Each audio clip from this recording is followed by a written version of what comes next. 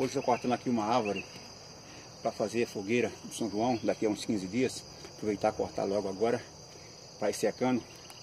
Lembrando que não se deve cortar a natureza, a árvore nenhuma. Como essa árvore aqui está dentro do terreno, vai passar o muro aqui, aí vai ter que ser derrubada mesmo de qualquer maneira, entendeu? Então eu estou aproveitando, já cortei os 3 galhos maiores.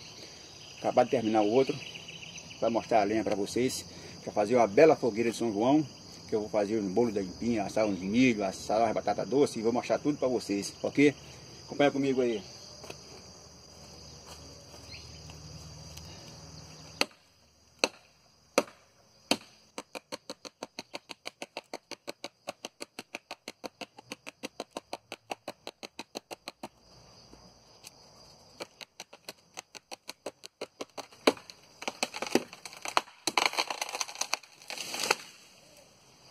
Foi o chão.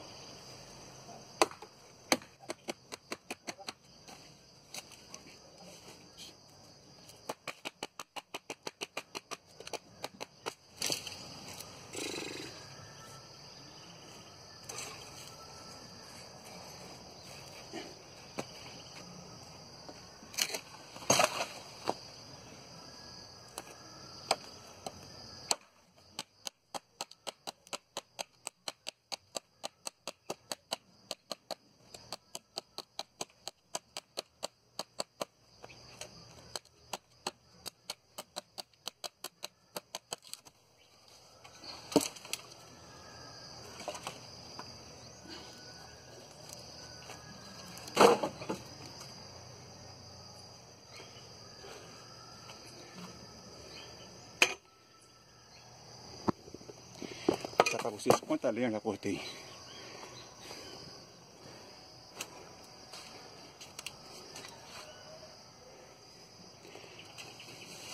Aí pessoal, tudo isso aqui é lenha já cortada.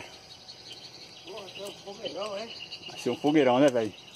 Olha, esse é o seu Rizomar. Gente boa. Por quê?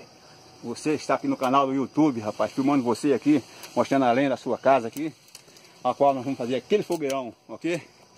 É isso aí, pessoal. Um abraço a todos vocês. Se curtiram, se quiser curtir, deixa aquele like, ajudar o canal. Ok? Mais uma vez, muito obrigado e até o próximo vídeo. Que é isso aí?